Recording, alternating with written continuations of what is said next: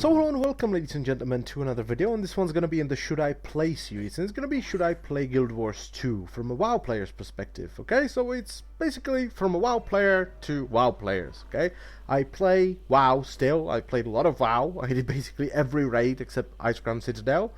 So yeah, I've done a lot of WoW, but lately I've been kind of looking for other MMOs, and I've been playing Guild Wars 2 quite a bit since launch, and I enjoy it. So here are the couple of things that I like and dislike about the game. And let's start off with the one thing, and the only thing I don't necessarily dislike in Guild Wars 2, but I miss it from WoW, okay? Don't forget that this video is made from a WoW player's perspective, and the one thing I really miss is the big badass raid bosses from WoW, okay? That need preparation, coordination, communication, tactics, all the good stuff. You will not find this in Guild Wars 2.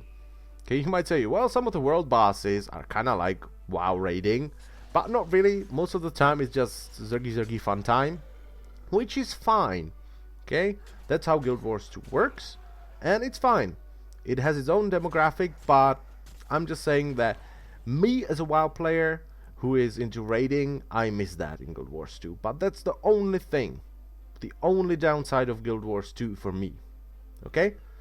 Now let's talk about the other things that I really like, and there is a lot of them. And the first thing I really like, and I want to talk about, is the journey, okay? The time you spend between making a character and reaching max level.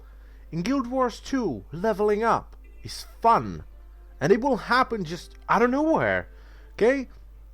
In Guild Wars 2, if I want to kinda level up, I will open the world map and I will go, today I shall explore this zone. I get into the zone and I'm like, ooh, a copper vein, ooh, a tree, carrot, event. I'm just running from place to place doing stuff, and a couple of hours later I'm just like, what?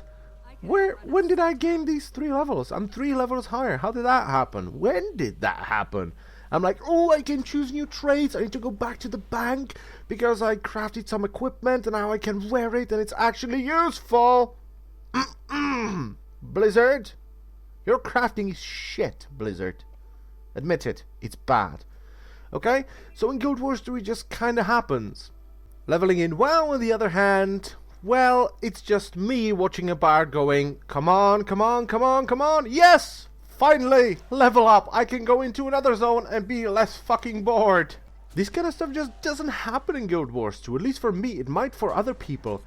But even if just leveling up and exploring and killing dudes and completing events gets repetitive for me, I can always run around collecting stuff because that gives you XP. I can do jumping puzzles because those give you XP as well. I can do crafting, which gives you a shit ton of XP.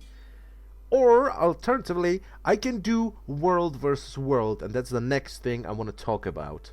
Oh yeah, world v world, my personal favorite, which is kinda odd, because in WoW I don't give a rat's ass about PvP. I just don't like WoW PvP. Okay? And world v world, how should I describe this? Imagine Wintergrasp, but good. You can actually join it, even if you're like level 1. You can get XP, and you can level up in there. You can get items, and it actually feels like a war. It's not Blizzard telling you, oh look, we have Wintergrasp, it's a war. And you get in there, it's like, no, not really. It's more of a battleground. This is war, okay? You have an army, they have an army. Whoever has the bigger army or better tactics wins. That's how it should be, by the way. Right? So you have, at least on my server, we have like 2 armchair generals. These are guys just sitting down, looking at the map and, you know, sending people and commanders just giving orders, basically. And nobody's questioning them because they know their shit. That's all they do.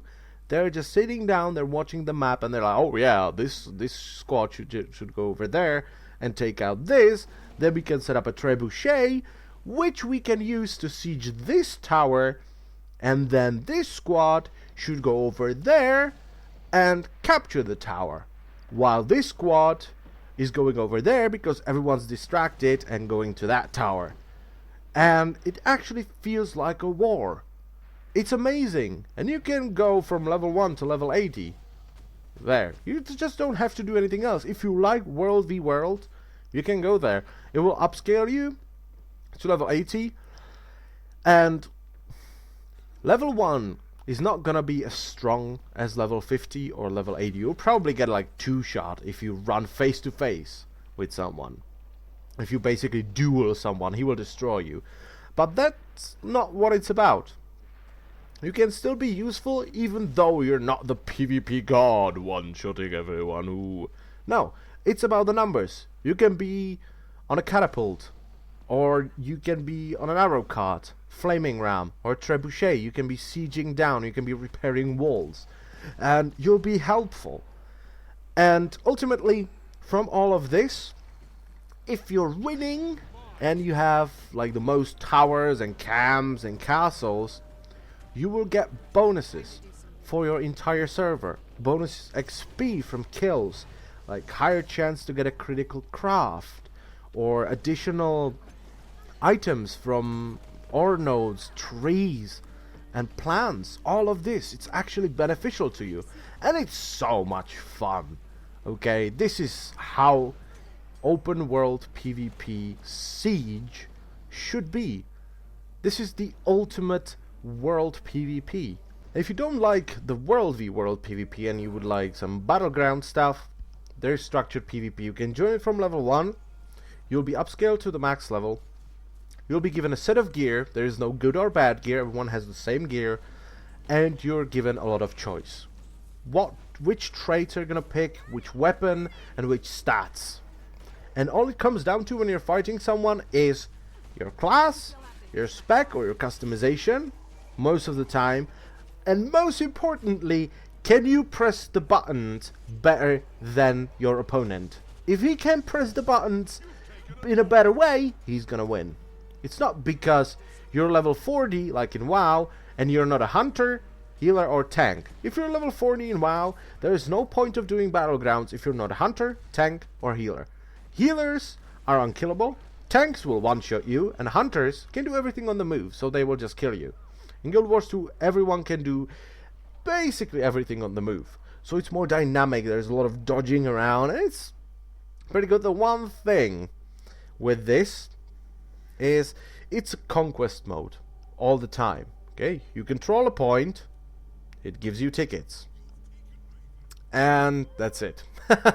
There's a lot of maps, but it's essentially the same game mode. Sometimes there are like NPCs that you can kill and will help you, and there are orbs that will appear if you bring them to your point. It will give you more tickets, but it's essentially one game mode. There's no capture the flag and all this bollocks that WoW has. So that's another thing I will give to WoW. It has more game modes for PvP than Guild Wars 2, but the PvP is generally better, in my opinion, in Guild Wars 2.